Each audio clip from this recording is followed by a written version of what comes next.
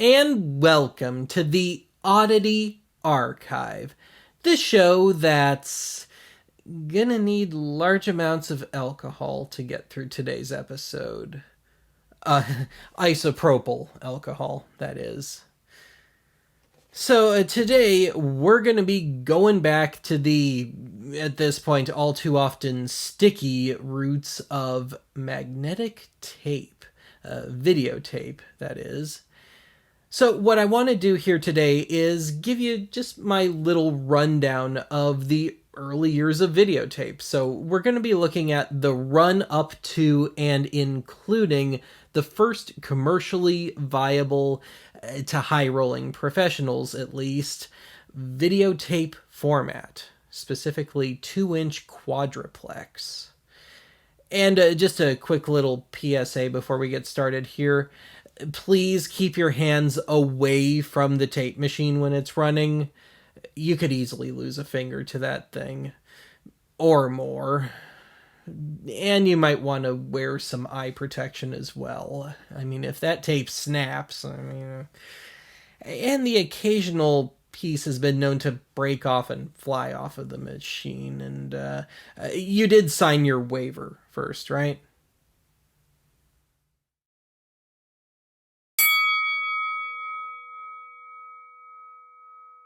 Just after the end of World War II, Allied soldiers sifted through the Nazis' ruins for new technology that they were developing during the war to bring back to America, England, etc. One of these sifting soldiers was an aspiring electrical engineer from California by the name of Jack Mullin. Arguably, the biggest technological target was trying to figure out how the Nazis were able to broadcast high fidelity, but obviously not live, propaganda virtually around the clock. The answer turned out to be a handful of recently refined AEG magnetophones, an early and, compared to what the Allies were already aware of, very sophisticated audio tape recorder. Mullin was able to get 2 of the magnetophones sent back, albeit piecemeal, to California. After dissecting, refining, and rebuilding one of the magnetophones, Mullin felt like he'd stumbled onto a commercially viable product, albeit one that still needed considerable work. In August of 1947, Mullin was able to get an audience with Bing Crosby, who he got to sit and listen to a tape brought back from Germany. Crosby had already been at war with NBC over their refusal to allow him to pre-record his radio show. Crosby had since cut a deal with ABC to do a pre-recorded show for them, but ABC and Crosby were both unhappy with the poor quality and mishandling from radio stations of the transcription discs. While recording quality was still subpar, upon hearing Mullin's magnetophone, Crosby was impressed enough that he immediately hired Mullin to refine the magnetophone as well as engineer his radio show, using and reusing the 50 tapes Mullin had brought back with him from Germany.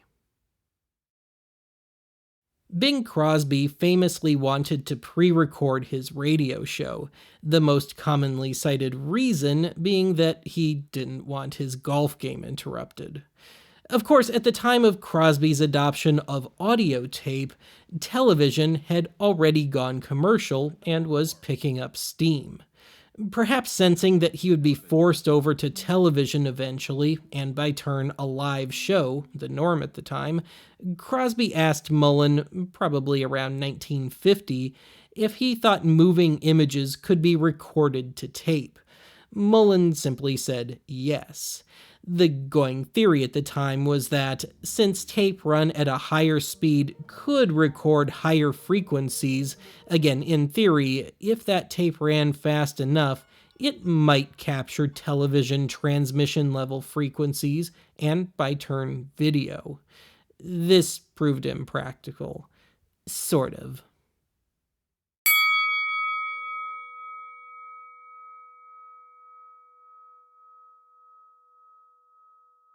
While the tape speed theory was correct, the necessary tape speeds were simply unrealistic, assuming that, like audio tape, the recording was made using a fixed head. Didn't mean it wasn't tried, though.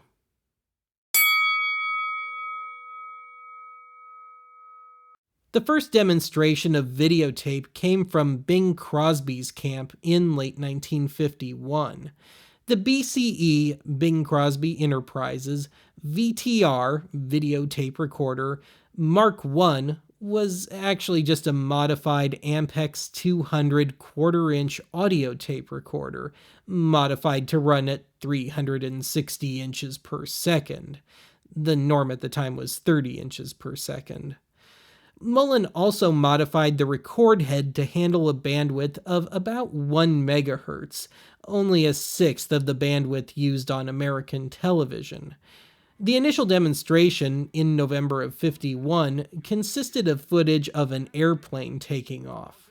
However, the image was grainy and the airplane was a barely discernible dark blob. Descriptive commentary had to be added. Think of this as a forerunner to the Fisher-Price PXL 2000. Hi kids, here I am again. I hope you had great fun watching your favorite cartoon friends on this video. Good evening. I want you, first of all, to look at this clock and to remember the time that it says just after 9:16. I have no idea if it was inspired by Bing Crosby Enterprises VTR or if it was just simple happenstance, but in 1952 over in England, BBC engineer Dr. Peter Axon went to work on developing a videotape format for use by the BBC and hopefully eventually widespread use. It took until April 14, 1958, but Dr. Axon and his crew ultimately unveiled the Vision Electronic Recording Apparatus, or VERA, live on an episode of BBC's Panorama, which only survives via a film kinescope. Sweet irony. Well, I would say that from the program point of view, the two great advantages are, first of all, the immediacy. That is, the speed with which we can replay a recording which we've made. We've just tried to demonstrate that here.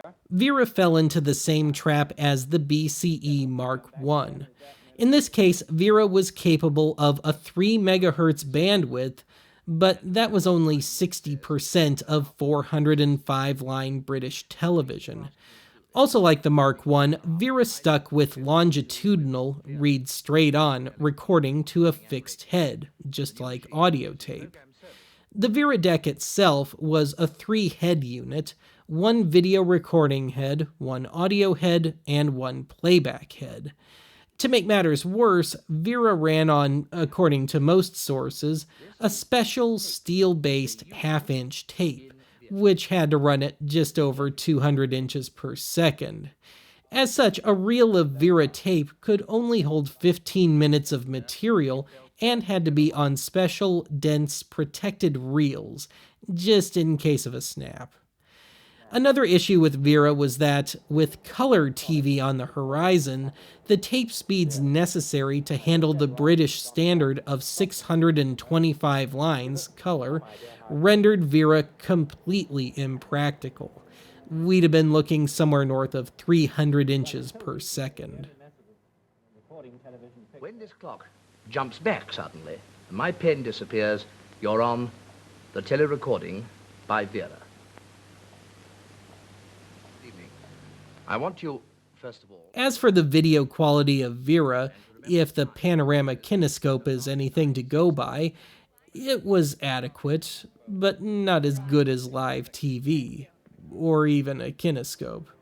But no matter how you slice it, VERA was a moot point. By the time VERA debuted, 2-inch Quadruplex tape had been on the market for almost 2 years.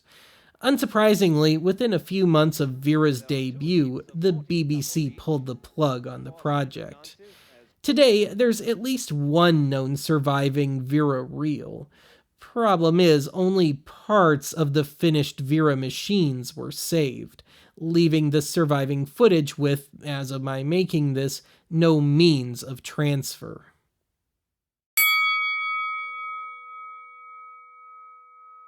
Frustratingly, little is known about RCA's first stab at videotape, sometimes known as simplex. On December 1st, 1953, RCA demonstrated a VTR that actually hit the seemingly out-of-reach places that the later VERA system did not. At the same time, it hit most of the same potholes as well, right down to the same longitudinal fixed-head recording. The RCA system could record 240-line color material, but it required a speed of 360 inches per second, which limited recording time to a mere 4 minutes on a 10.5-inch reel of half-inch tape. The system also required 5 tracks of material, separate red, blue, and green tracks, a synchronization track, and an audio track. RCA also had a black and white model that could get the equivalent result on 1/4-inch tape.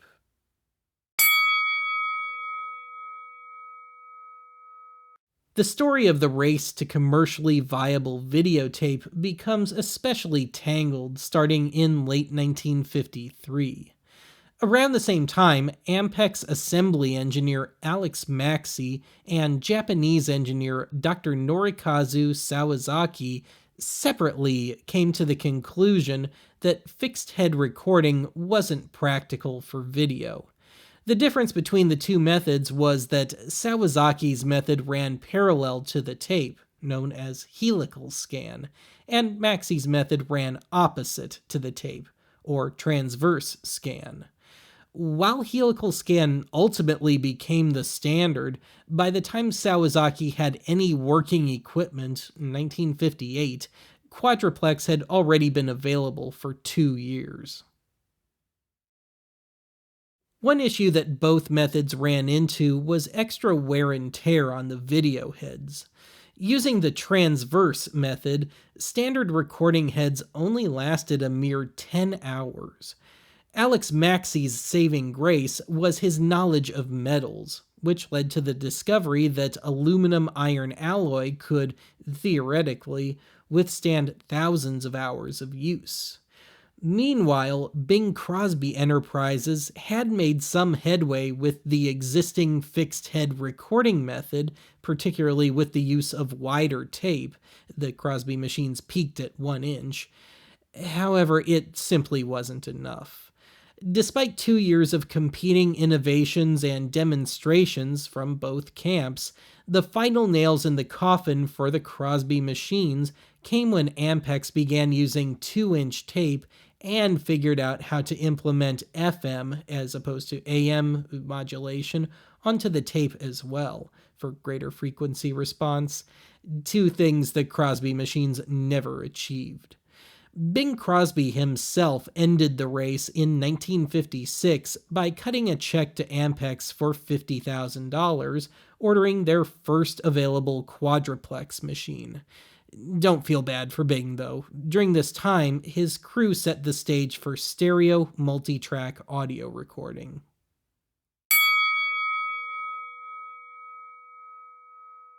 Quadruplex made its semi-surprise debut at the National Association of Broadcasters Conference in Chicago on April 14, 1956. Unbeknownst to the audience, the introduction speech, which was being shown live on a series of monitors, was being recorded. As soon as the tape had been rewound, Ampex engineers replayed the speech. As soon as everyone realized they were witnessing the new technology in action, the response was overwhelming. Over the next 4 days, Ampex received $5 million worth of orders for their new VRX 1000 at $50,000 per unit. As the name implied, Quadruplex, or simply Quad, operated via 4 record and playback heads mounted onto a main head wheel, which spun at 14,400 revolutions per minute.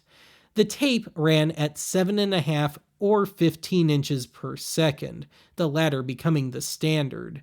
For what it's worth, the European models only ran at a fixed 15 and 5/8 inches per second. The tape was 2 inches wide on a usually 14-inch diameter reel with 4,800 feet of tape on it.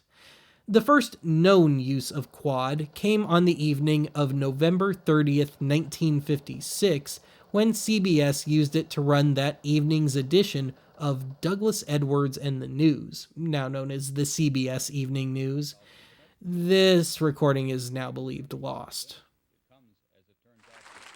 And now we'd like to show you how the Ford Motor Company has opened the gateway to a whole new world, a new vista of motoring pleasure with the 58 Edsel. Won't you come in? In 1957, RCA was still intent on reproducing color on videotape. Realizing that Ampex had the superior format, RCA cut a deal with Ampex in which RCA could develop a color-capable quad machine that would be compatible with Ampex's black and white units.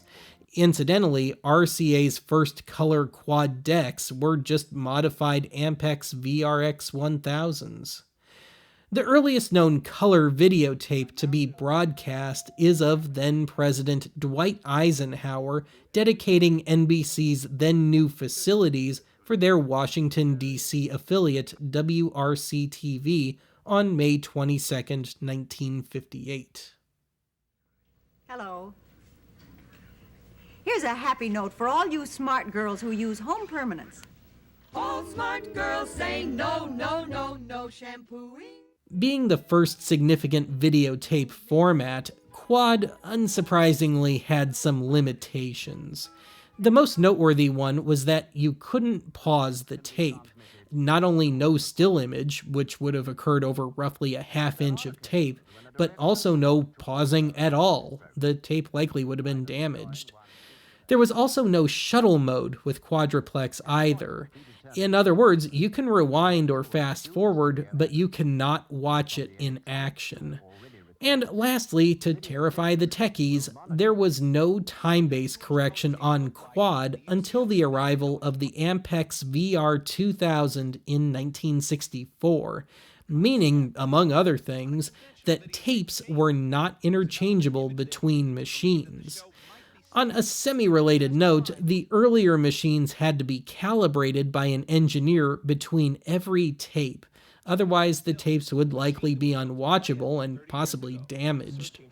Oh yeah, and every part of the machine had to be its own independently adjusted piece of circuitry. Included with videotape technology are other electronic techniques. Video magnetic discs for slow motion and freeze frame effects. A fair amount of the quirks of quad were ironed out over time.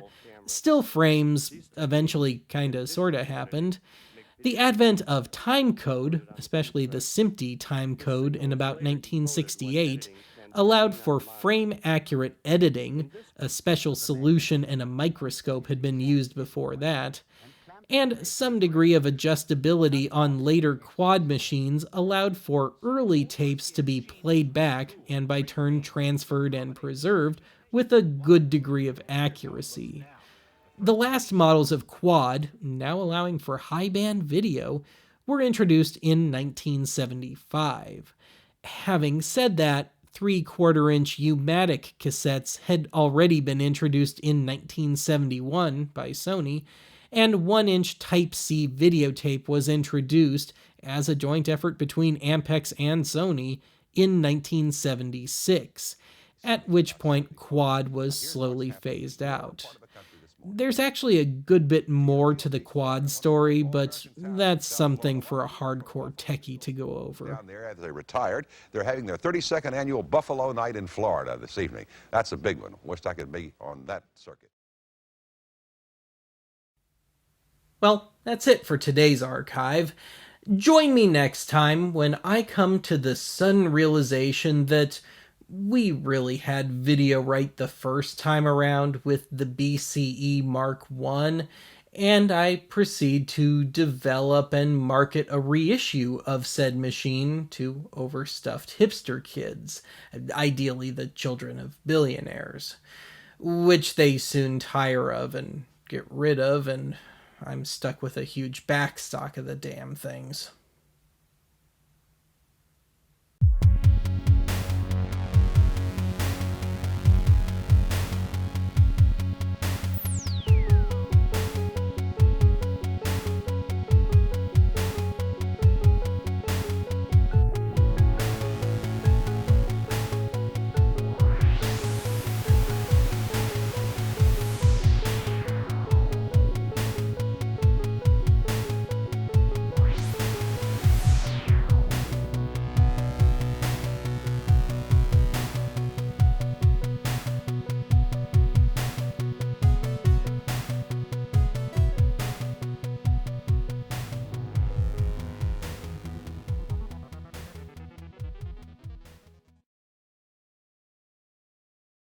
All smart girls say no, no, no, no shampooing,